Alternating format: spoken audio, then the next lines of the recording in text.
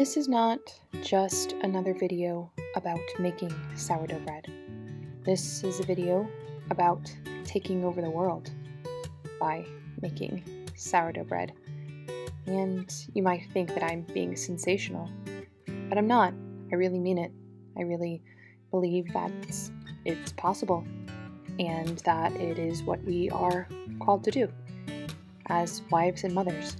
Maybe not with sourdough. Maybe you don't like sourdough. Maybe you like baking yeast breads. Or maybe you like buying your bread from a farmer's market or from the store. And that's fine. You can still join us in taking over the world. I have had this YouTube channel for a couple of years now, and I post one video a week, if that, if I get around to it. One 15 to 30-minute video a week. There's only so much time and space to cover different things in my videos. And here on YouTube, you all get to see the more domestic side of me, doing things for my home and family here in my kitchen, on our farm, around our homestead, and these are all things that I love very much. But I do have other sides as well.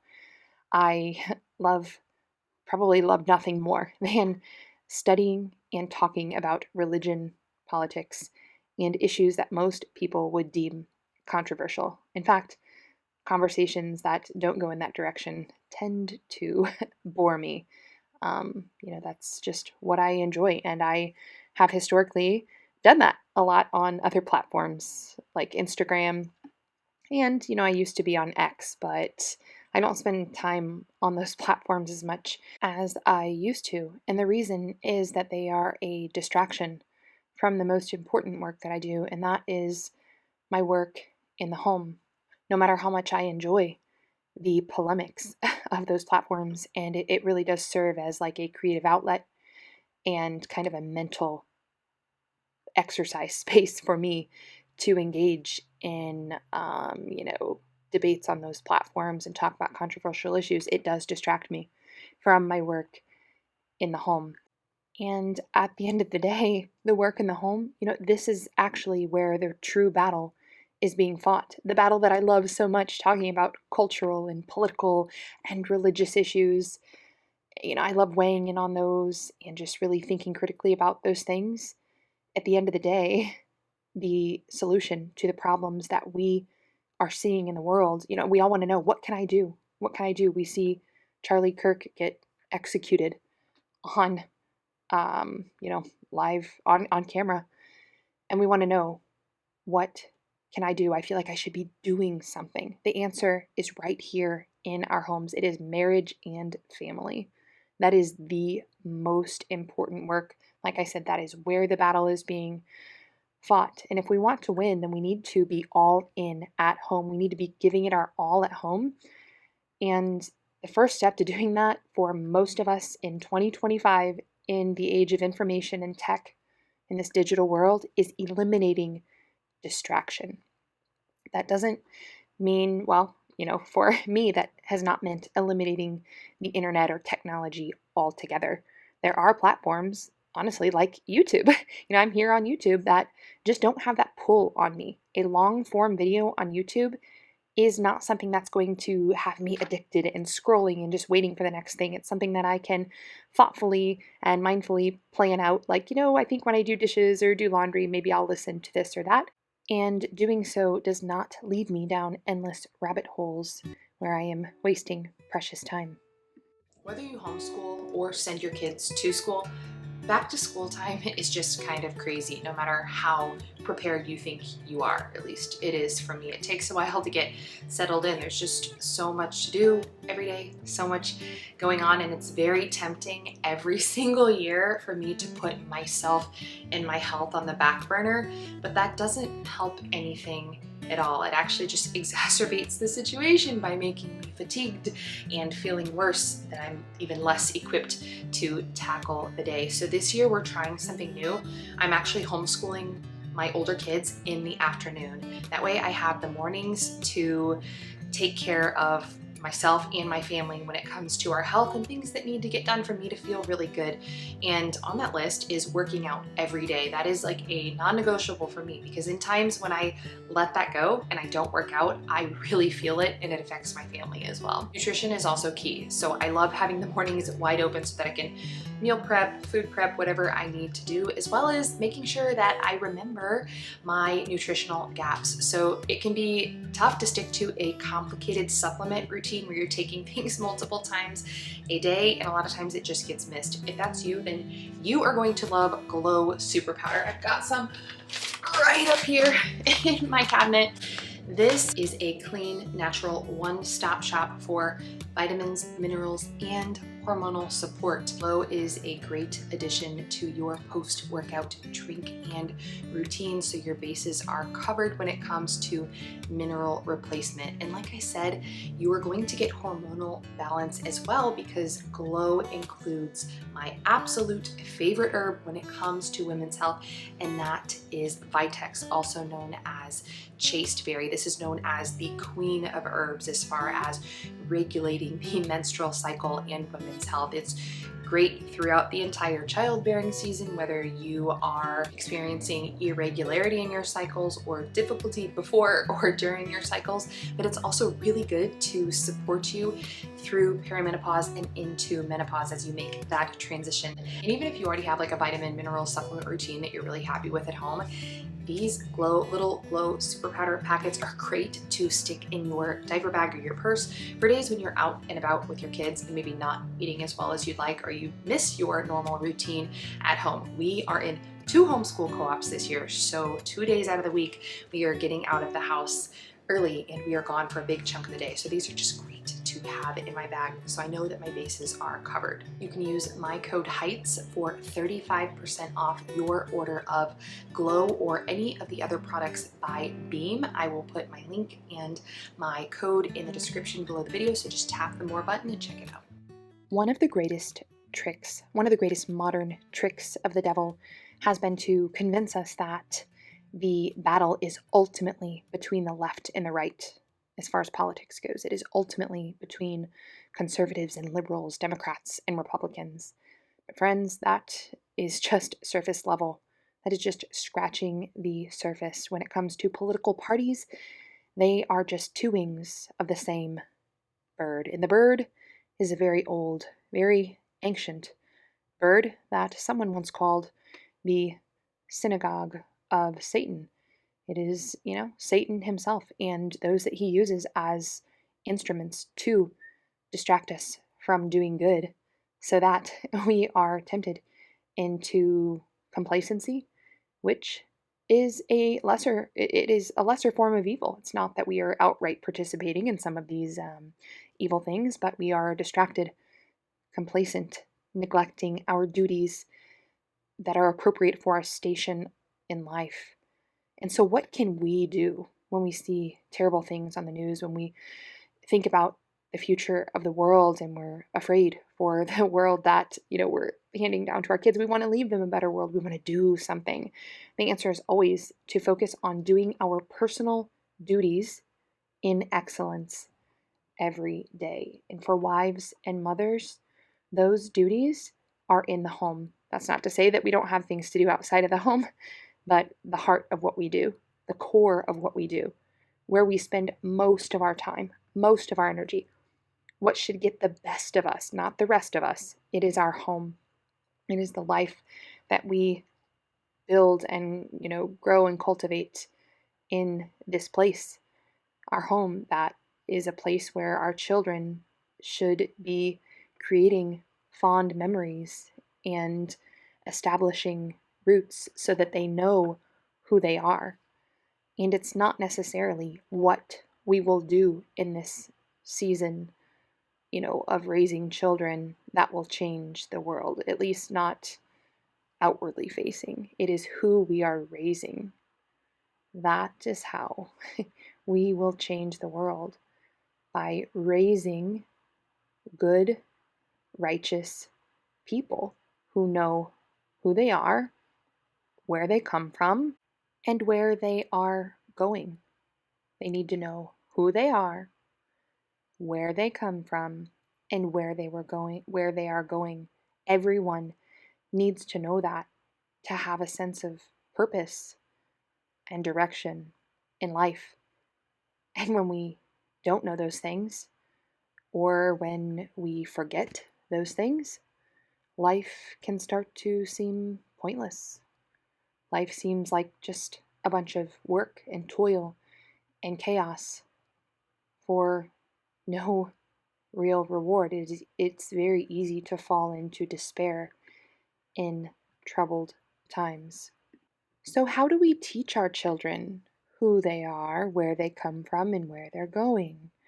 Well, we can hardly teach that if we don't have a strong sense of those things ourselves. So, the first thing we need to do is we need to get right in our own sense of security in those things. And that starts with our faith, with our religion. And don't let anyone tell you that religion is a bad word or a scary word. In fact, if you knew where you came from, then you would know that that just comes from our mother tongue, from the Latin language, from the word religare, which just means to bind. So, to be religious is to be bound to your beliefs. You're committed. You know what you believe. You're bound to truth. You're not being tossed about like a wave at sea. You are steadfast and bound in your beliefs. So, religion is not a bad word, it's a necessary word if we want our children to have deep roots and to know who they are, where they came from, and where they're going. Who they are. How do we instill in our children a secure sense of their identity? Well, it's just by being a loving and present mother.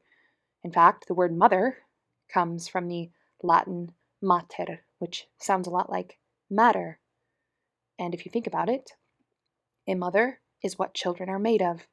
Children are quite literally made and grown from their mother, from her blood supply in her womb.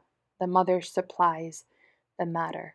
A child is made from his mother, so his sense of identity is derived from her constant, loving, and tender, dedicated presence in his life. Now, that can be a sobering thing to think about because if you're anything like me, you have had times where you've not done a very good job. Maybe you haven't been very present, you've been distracted in the home, or you haven't been so kind or so gentle. But that's where we get to show our children part of where we come from and where we're going. We get to tell them about original sin and that all of us are affected by it. And we all need grace and mercy. And we get to tell them about the promises of heaven, where we are going, where we aspire to. So we get to model all of that for our children, which in turn gives them an even more secure sense of their identity, seeing that they come from a mother who loves them enough to be honest and open with them, and a mother who needs grace and mercy herself. On a practical note, one of the best ways that I believe we can give our children a strong sense of identity is by being physically present. The lie that we have all been told about, quality time is more important than quantity time. Well, it's just that. It's a lie. Time is time. And if we are spending most of our waking hours away from our children to do this or that, to, focus on a career or socializing or whatever it is that we're doing, well, that is going to affect their identity and security in that for the rest of their life. Because whether they can vocalize it or not, children understand that that means that there was somewhere more important that their mother wanted to be. Now, of course, there are exceptions where, due to extreme financial situations or times of war or just desperate times, a mother has to spend time away from her children working at this or that. But in those times, the children know that, and they, are able to view that as a sacrifice that their mother is making, it not really even a choice. She didn't have a choice. So, of course, there are exceptions. But our presence and time spent in the home is foundational for a child's sense of identity.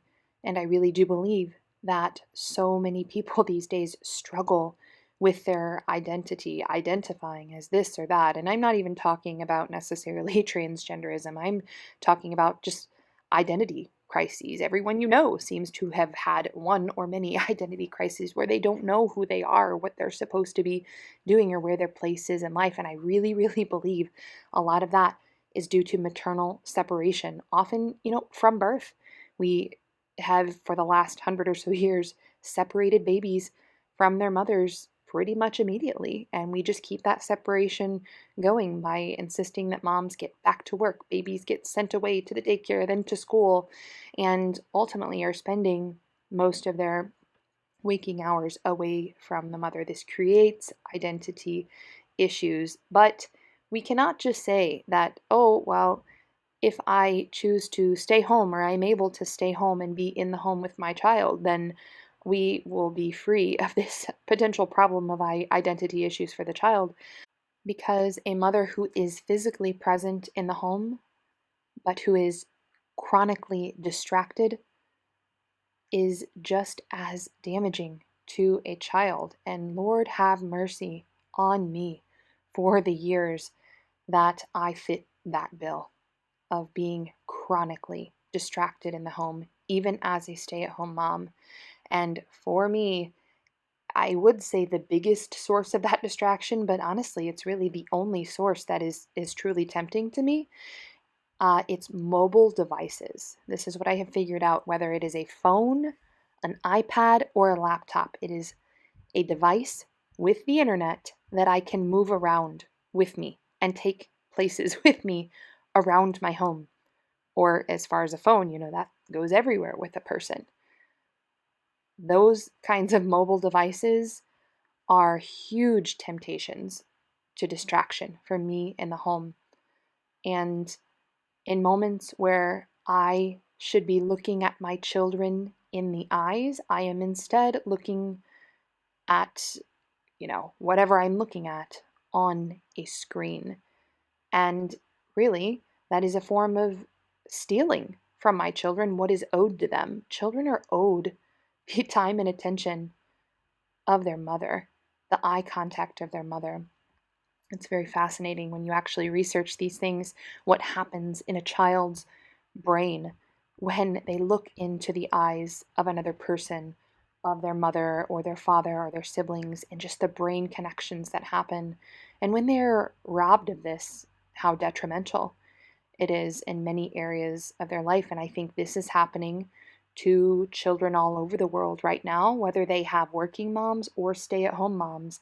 Mothers are chronically distracted. And I want to say before I go on to any more points that if any content that I create or publish is a distraction to you, I would ask you to unsubscribe, to not watch my videos, to not listen to anything that I say, because nothing I have to say or show you on this channel or on my blog or anywhere is more important than your child, the relationship you have with your child, and the time that you would spend looking into their eyes. So back to practical things, I think I mentioned earlier, what's been helpful for me is just to be really intentional and consume more long-form content like a podcast episode or YouTube video that is a topic of interest, and I have to plan it out.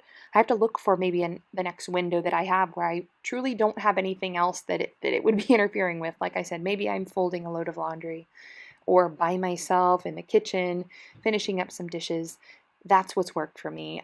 I can't say that'll work for you, but I do know that with some intentionality, it can really make a huge difference in your home, your productivity, your distraction levels, and ultimately the relationship that you have with your children, which affects their identity and their sense of being rooted and having fond memories of home as a place that they can come back to and know that home is a place of true connection, that they can always go home to mom and she's there ready to listen. She's not bothered and that there's nowhere else she would rather be, no one else she would rather be with than home, spending time with her family, her husband, her children. That gives children a secure foundation.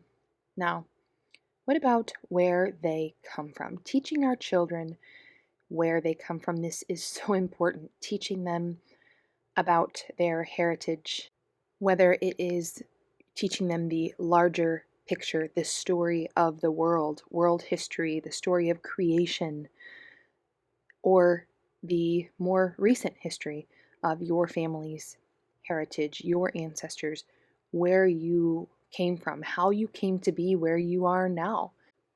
On a practical note, some ways that I have done this for my children, we have always studied history chronologically in cycles of 4 larger periods. We study ancient history, medieval history, early modern history, and modern history. We've used different materials to do that. What we are using currently, and what I'm really liking, is a program called Classically Catholic Memory, and that is something that I found through one of our co-ops.